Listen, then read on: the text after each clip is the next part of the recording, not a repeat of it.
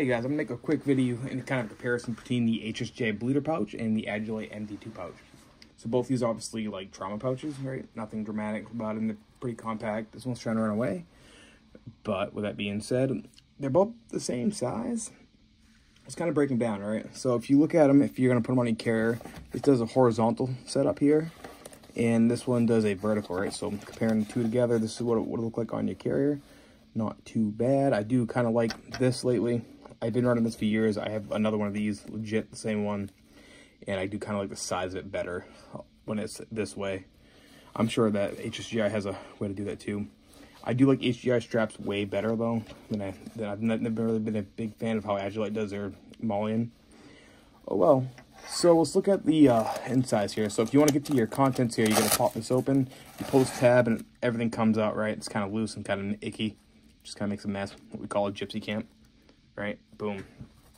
With this one here, you get these two weird dangly pieces, and they kind of get in the way a little bit, but the concept is you pull it, and it's really hard to pull.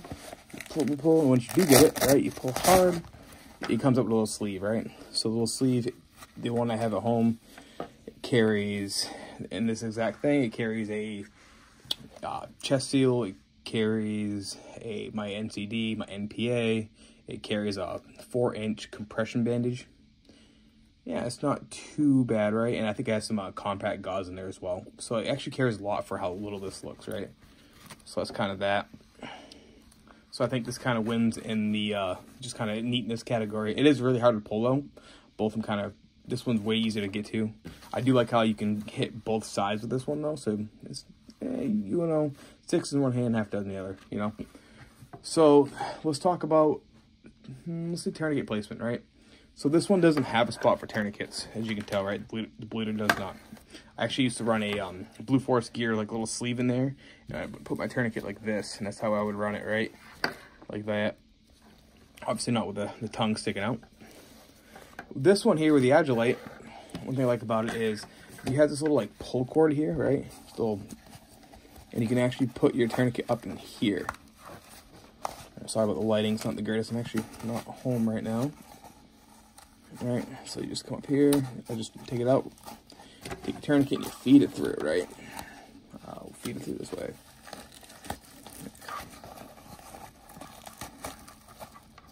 And it does actually allow for pretty quick access. Once you're in there, knock the camera a little bit, you tighten it up the strap, and it just sits in there pretty well. It doesn't really get in the way at all. I actually run it on my left side like this, and I have no problem with it whatsoever. It doesn't rub off my arm or my clothing. It's actually not bad at all. So I do like the MD2 for that. So let's look at shear placement, right? So Agilite has this weird concept where you just shove the shears in here. I find on the one I have at home, it doesn't work that well. I really can't understand the concept of it. You just shove it in here. It doesn't really, you really can't get to it easy. Kind of gives you crap this way. Yeah, you gotta hit the camera. Sorry, I'm at work. Hopefully I don't have to go home, not be stuck out doing stupid things. Perfect. Anyway, y'all didn't hear that, but that's what happens here at work.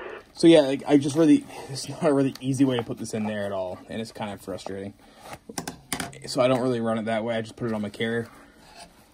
And this one here for the HSGI, you pop it in here, it clips into this, and it's super easy to get to your stuff with.